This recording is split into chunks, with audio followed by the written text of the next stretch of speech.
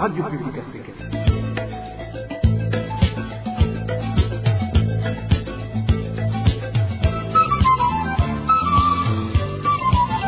Radio Publique Africaine.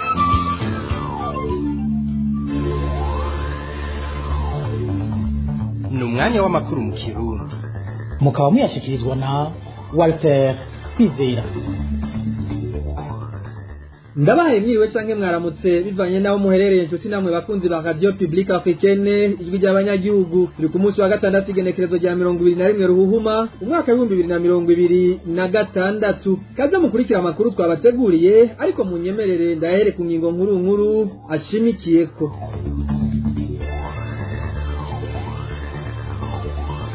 Ishirahamwe ryitaye impunzi HCR ririyemerera ko impunzi z'abanyekongo ziri mu ikambi ya Busuma mu ntara ya Buhumuza zibayeho mu buzima bubi kandi zikeneye imfashanyo vyihuta. Nta kindi kiriko kiratuma bigisha batakazi bakerekeza hanze kurondera uburamuko atari agashahara k'intica ntikize. Umushikiranganje mu vyejejwe harimo indero niwe yaraye abishikirije aho yari kagaruka ku ngorane y'umurindi wabo barezi basigaye baja hanze ku bwinshi.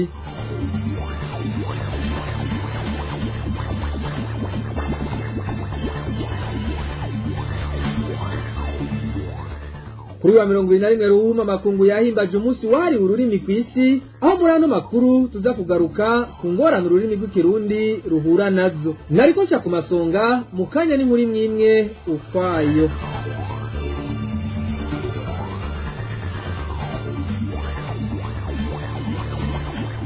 Nongeye kubaramutsa ano makuru tuyahere mu gisata c'agateka kazina muntu. Ingingo ya sentare isubiramwo imanza ya ntahangwa yo kurekura abamenyesha makuru babiri b'ikinyamakuru Jimbere nta kinini sigura kubera ko ubwigenge bwo kumenyesha makuru bubandanya gutotezwa mu gihe abo bamenyesha makuru batemerewe kurengana imbibe za Bujumbura. Ibyo bishikirizwa na Innocent Muhozi arongoye ishyirahamwe OPEB rijejwe kugenzura uko ibimenyesha makuru bikora mu Burundi. Iyo nzobere mu mwuga wo kumenyesha makuru avuga ko agatotezo kagirirwa abamenyesha makuru mu Burundi gafatanye no kwishira no kwizana kwa Barundi kudahari ari naco gituma hari hakwiye kubaho ibiganiro bihuza Abarundi bose bakigira hamwe ibibazo bihanze igihugu. Dutege yompi Innocent Muhozi aramutwa ikigo OPEB.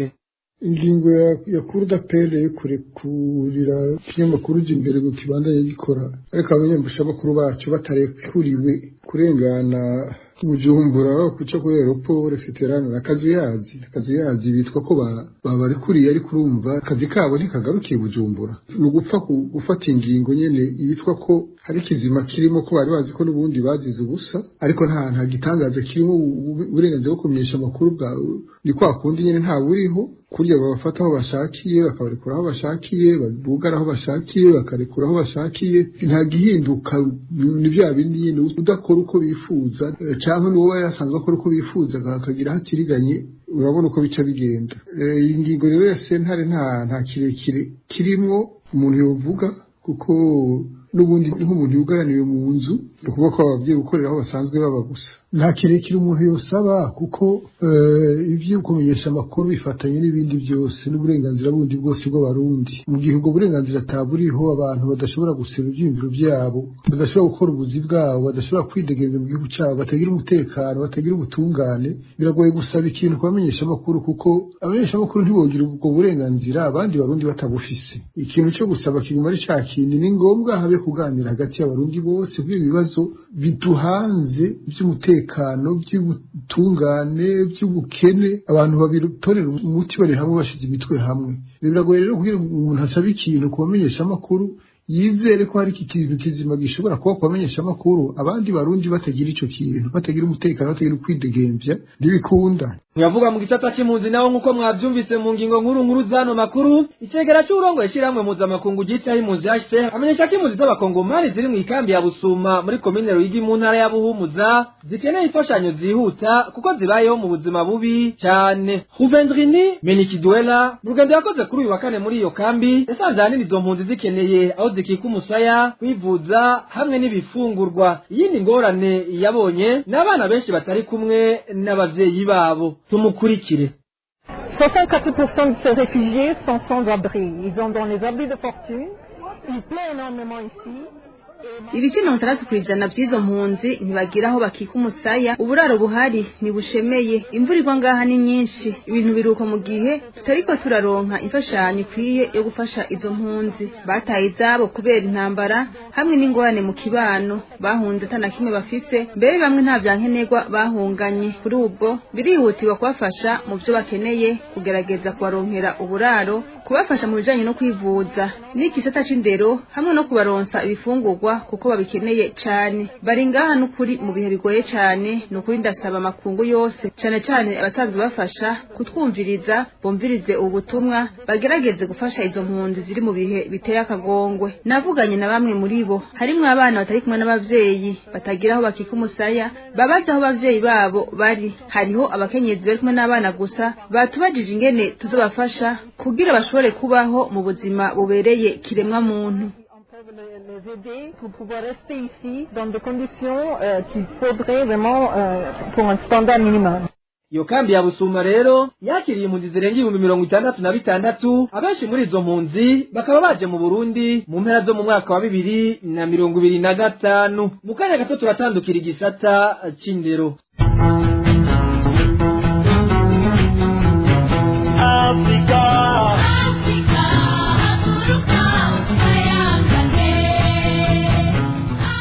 Warukumbuye guteramana n'abawe iserukiramuco kama ya Afrika iteka yasubiye kutwibuka. Iteka yabateguriye festival y'agakura kuva ku itariki 4 z'ukwezi kwa gatatu 2026. Nimuzoci hazoba hari murikagurisha imbyino, ingoma, umuziki n'ibindi byinshi bitandukanye. Ivyo kurya no kunywa navyo ntibavyibagiye. Mbega ibihe bidasanzwe ku itariki 7 z'ukwezi kwa gatatu 2026 Mundi Center imiryango izoba yuguruye guhera isaha 7. Mundi Center iherereye mu gisagara ca Kigali, Kicukiro, Rwandex. Buri tike hakiri kare kuri akaburungu event kuri 5,000 hasanzwe VIP 10,000 n'ibihumbi 30 kubifuza kudutera iteka. Eka nawe wifuza kumenyekanisha ibikorwa byawe nitwakwibagiye, ikibanza ni 25,000 gusa. Wogura ukoresheje akanyenyeri 662 akanyenyeri 700 akanyenyeri 25 29 urwego. Hari ikindi wifuza kumenya, hamagara kuri 079 15 11 388.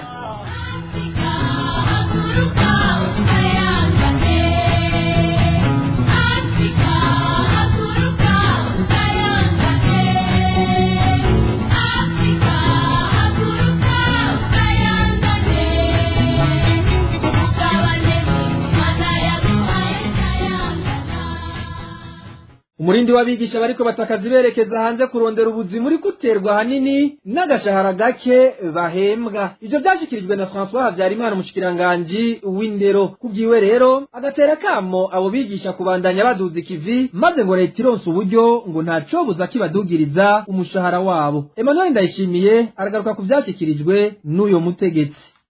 François Havyarimana umushikiranganje w'indero avuga ko abigisha bariko baheba akazi ku murindi munini. Uwo mutegetsi avuga ko leta yagize akigoro ko kunganisha imishahara y'abigisha n'abandi bakozi ba leta kandi ko batonduza imishahara y'abigisha gusa. Ikindi François Havyarimana avuga nuko Burundi bwugururiye inzira ku bantu bashaka kuja hanze kurondera ubuzi. Muri bo ngo harimo n'abigisha bagiye. Uwo mushikiranganje avuga ko kuca kurondera ubuzima hanze ngo ni vyiza. Ati ariko leta yacirondera abigisha bari bashomereye babasubiriza mu mashure y'intango n'ayisumbuye. Ku bijanye n'abigisha basaba ko bodugirizwa imishahara, François Havyarimana avuga ko mu gihe leta yoronka uburyo ntaco buza ko badugirizwa imishahara, akabasaba kubanza kuduza umwimbu kugira leta irondera ikuru uburyo ahamibongere imishahara. Ku bijanye n'igisata ca kaminuza, leta ngo nirashira umugambi wo kunganisha imishahara co kimwe n'ibindi bisata vya vya leta bifise ayandi mategeko vyiharije, ariko ngo nabo nyene leta niyabibagiye kuko nabo nyene basanzwe bafise agashahara gake. François Havyarimana avuga ko umugwi w'igihugu umaze kugira icegeranyo kandi kiriko kirakorerwa ko akaremesha abigisha bo muri za kaminuza ko mu minsi iza ikibazo cabo kizotorerwa umuti. Emmanuel Ndayishimiye urakoze kuri iyo ngorane rero y'abigisha bahereye hanze y'igihugu ngo kugabanya ubusumbasumbane ku mishahara kugira ngo agashahara kisununure kubigisha siwo muti kugira ngo bagumeho bareke guta akazi kabo nk'uko bishikirizwa na Nibizi Elali yahoze arongoye sendika y'abigisha, akaba bishikirije inyuma y'uko umushikiranganji mu vyajejwe hari n'indero Havyarimana François mu kiganiro cyaciye ku nsamirizi y'igihugu yari yavuze ko bagiye kwiga ku kibazo c'ubusumbasumbane ku mishahara kugira abigisha ntibabandanye baheba akazi. Dutega amatwi Nibizi Elali yahoze arongoye sendika y'abigisha.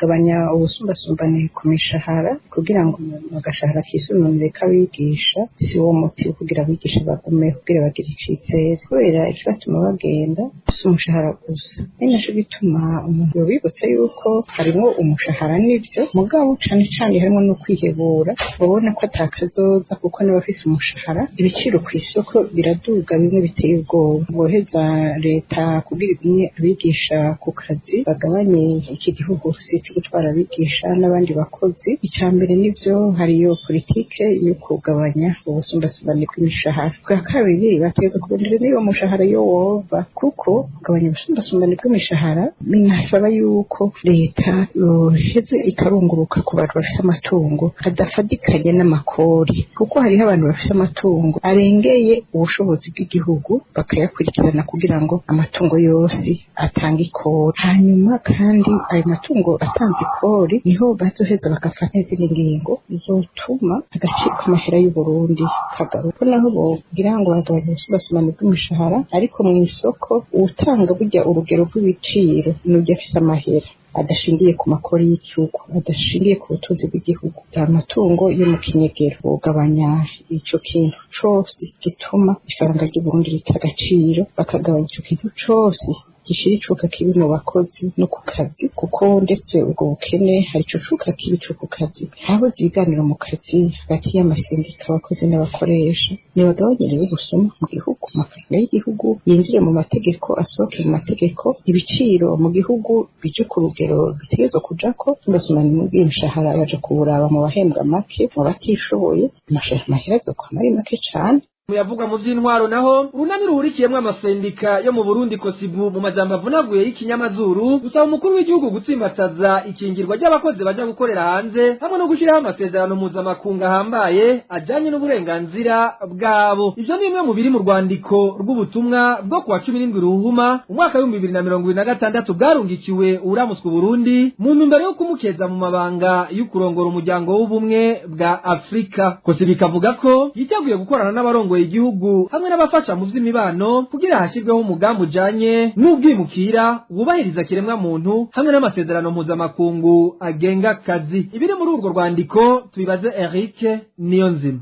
Mu rwandiko rwo kwa 17 Ruhuma rwarungikiwe umukuru w'igihugu Evariste Ndayishimiye rugizwe n'ubutumwa bwo kumukeza mu mabanga yo kurongora umuryango umwe bwa Afrika mw'ihuriro ry'amasendika Kosibu, basigura ko ayo mabanga akomeye yavyejejwe igihugu ari iteka hamwe n'ikimenyetso ciza ku ndongozi y'u Burundi ku mugabane wa Afrika wose. Ivyo ngo bigaragaza kandi ko igihugu ciyemeje gutanga intererano yaco muri uwo muryango mu kubungabunga amahoro, iterambere rirama hamwe n'ubutungane kuri bose. Muri urwo rwandiko rwatewe ku mukono na Celestin Savyimana umukuru wa Kosibu, Ndayishimiye yagiye muri ayo mabanga mu gihe abakozi benshi b'abarundi abagabo n'abakenyezi bahanzwe n'ingorane zikomeye mu bindi bihugu iyo bagiye kurondera akazi. Aha muri Kosibu batanga uburorero bwo gufatwa nabi, gucurwa ufuni na buhoro, kwirukanwa hamwe n'ayandi mahano bakorerwa mu bihugu bimwe bimwe.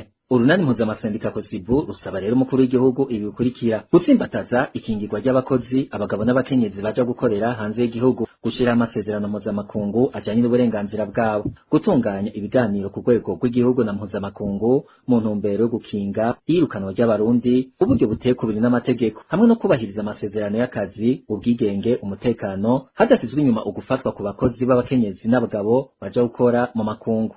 Kosibu isaba kandi umukuru w'igihugu Ndayishimiye kuvugira abakozi baje gukorera hanze ku mugabane wa Afrika, cyane cyane abakomoka mu gihugu c'u Burundi. Mu gusozera ubwo butumwa mu runani rw'amasendika Kosibu bavuga ko yiteguye gukorana n'abarongoye igihugu hamwe n'abasanzwe bafasha mu vy'imibano kugira ashirweho umugambi ujanye n'ubwimukira bubahiriza kiremwa muntu hamwe n'amasezerano mpuzamakungu agenga akazi. Eric Niyonzima urakoze. Nkuko twari twabibabwiye mu ngingo nkuru kwa 21 ruhuhuma uko umwaka utasha amakungu arahimbaza umunsi mukuru witiriwe indimi. Mu ntumbero yo guhimbaza uyo munsi abahinga mu vy'indimi berekanye akamaro k'indimi n'ingorane ururimi rw'ikirundi ruhura nazo mu Burundi. Idonido na Innocent Valentin Singirankabo. Ikirundi nigo rurimi abarundi bose bavuga, nigo rurimi umwana yonka kuva kivuka, rukanigishwa kuva mu mashuri y'intango gushika muri kaminuza. Eka rurino mu vyigwa bikorwa ko ubushakashatsi, mbere amatangazo n'ibimenyeshwa vyinshi abanyagihugu bikaba bisohoka vyanditse mu rurimi kavukire rw'ikirundi. Nk'uko bikorwa mu bindi bisata, n'ururimi rw'ikirundi rugenda rurunguka amajambo mashasha, na cyane cyane mu bisata vy'amagara y'abantu, uburimyi be no mu mvugo ya gisirikare. Ivyo bikaba mbere vyemezwa n'umwe mu bigisha bakaminuza yanonosoye ibijanye n'indimi. Naho biruko uyo muhinga amenyesha ko impinga ikiri ndende bivuye kukungena bitwa ko bize bafise ingeso yo kuvanga ururimi rw'ikirundi n'izindi ndimi zo hanze mu majambo bakoresha. Ivyo mbere bikaba binigaragaza cane mu bategetsi. Ivyo uyo muhinga negura cane kuko bitesha cane akanovera ugo rurimi kavukire. Uyu mwigisha avuga ariko ko naho biruko bigishoboka gukosora ayo makosa, ariko bigasaba ko umurundi wese abigira ivyiwe akihatira kuvuga neza ururimi rwiwe rw'amavukiro arico ikirundi. Aha yemeza adakekeranya ko ari hamwe abategetsi babiha agaciro abarundi muri rusangi bo baca mu makanda. Mu gushimangira urwo ruhara rw'abategetsi, uyo mwigisha wa kaminuza avuga ko umukuru w'igihugu yarakwiye gushinga umunsi wo kuvuga ikirundi wo kwama uhimbazwa buri mwaka, gutyo abanyagihugu bagahimirizwa kugira kigoro ko kuvuga ikirundi gusa uyo munsi. Ivyo bikaba vyo natera intege abanyakaranga amajambo mashasha akabona no kugwirirana. Aha uyo yanonose ibijanye n'indimi avuga ko ururimi rw'ikirundi rutitugwa n'imigwi itandukanye, yaba abanyagihugu basanzwe, abize, abanyatugenegene, abamenyesha makuru n'abandi. Iryo tituka rikaba rigaragarira mu mvugo no mu nyandiko, aho usanga kenshi ikirundi kivangwa n'izindi ndimi nk'igifaransa, ikinyarwanda canke igiswahili. Mu gusozera uyo muhinga aranegura cane imbuga hwaniro aho azagiriza kuba ziri mu bititura cane ururimi rw'ikirundi, kubera ko abazikoresha batitwararika kucandika neza, ndetse rimwe na rimwe bakanarutiza amajambo mvamahanga asanzwe akoreshwa mu ndimi zo hanze. Innocent Valentin Singirankabo arakoze. Tukivuga ibijanye n'uyu munsi witiriwe indimi rero, ururimi kavukire n'urwo gutsimbataza ku rugero rukomeye, ubutegetsi bukabishiramwo inguvu kuko ari rwo rwerekana amamuko y'umuntu. Ivyo bivugwa na Jeremy Hatangimana, umunyakaranga arongoye ishirahamwe Ijwi Culture. Kubwiwe amenyesha ko inama ku bijanye n'ururimi rw'ikirundi zitari nke, akanatanga akarorero avuga ku bijanye no gukoresha ubuhinga ngurukana bumenyi. Dukurikire Jeremy Hatangimana. Umunsi mukuru nibaza ufise akamaro kanini cyane mu bijyanye novuga no kubahiriza imico y'abantu n'imigenzo y'abantu, kuko ururimi novuga kavukire ni rwa rurimi rugucira inzira kuva ukiri umwana mutonya, aho umuntu ashobora kumenya utucanke turiya, rwa rurimi umuntu ashobora kumenya ababanyi, abavukanyi, inshuti, abagenzi, uko bigenza, uko bakora, ibimukikije vya hagufi, imbere yuko ashobora kuzoja kwiga izindi ndimi zitandukanye. Rushobora kuba rero ururimi novuga rw'abavyeyi, ariko rushobora kuba n'ururimi rw'igihugu. Dufate mu gihugu cyacu c'u Burundi, aho usanga twese tuvuga ururimi rumwe rw'ikirundi. Byumvikana rero yuko uhimbaza umunsi mukuru nk'uyu mu ntumbero yuko indimi nk'izo tutosanga zamizwe n'ururimi rumwe cyangwa indimi zibiri mvamakungu, nibaza yuko ari ari ko kamaro ka mbere, kuko iyo izo ndimi zimizwe ni ukuvuga ko ari umuco uyu canke uwundi uba uzimiye, kuko ikintu ca mbere gituma abantu bamenyekana mu mico mu migenzo ni ururimi, nuko bavuga, kuko nicyo kintu ca mbere cerekana umuco w'abantu gusumba ibyo bakora. Ni ukuvuga rero rufise akamaro kanini mu bijanye no kumenya imico y'abana bariya aye no gufashanya hagati y'abantu n'abandi, ndetse naryo tsitso ryo kumenya izindi ndimi zitandukanye. Rero novuga yuko niryo tsitso aho umuntu amenyera neza na neza kubana n'abandi. Uyo munsi mukuru nuwuza kugira ngo izo ndimi ntizitakare. Hari byinshi byatitutse mu bijanye n'ururimi rw'ikirundi, kuko siko rwonyene rwari gusigara dufatiye, kuko imico yagiye irivanga n'imico mvamakungu. Turi mu bihugu byahuye n'intwaro y'abakavamahanga, ni ukuvuga la colonisation. Igihugu cyahuye n'imico n'imigenzo ivuye hanze, iye byeze by'uno munsi by'imihorangurukana bumenyi. Hanyuma ibyongeye ko nuvuga mu butegetsi ugasanga nta nguvu bigeze baha ico gikorwa. Ni ubutegetsi nibwo bubanza gufata iya mbere kugira ngo mu bikorwa bakora mu guhimiriza abarundi, guhimiriza abantu gukoresha ururimi rw'ikirundi kandi bakaruvuga neza. Hanyuma umuntu yoshiraho ikigo novuga cyigisha ururimi rw'ikirundi, kigaruka ku rurimi rw'ikirundi, kiruteza imbere, bakarukoresha mu nyandiko. Ikindi gikomeye n'ababyeyi kwiga ikirundi no kugikoresha ku buryo hahandi umunyeshuri avuye ku ishuri, umwana avuye ku ishuri ntasubire kuvuga muri ca gifaransa, agaruke kuvuga ikirundi mu majambo meza. Nuko rero nshuti namwe bakunzi mwari muduteze yompi, nino ngaha dusozereye amakuru yo kuri rigendekerezo rya 21 Ruhuma umwaka wa 2026 twariko turabashikiriza. Ngire ko nkengurukira mwebwe mwese mwari muduteze yompi, bagenzanje umwe wese ku ntererano yiwe kugira no makuru aboneke, hamwe n'abahinga b'ivyuma batumye mvuga mukanyumva. Walter Kwizera nije mwari kumwe kuri mikro, ndabasezeye ndabifuriza amahoro n'umugisha bitangwa n'uhoraho. Imana irinde Burundi n'abarundi naho ubutaha.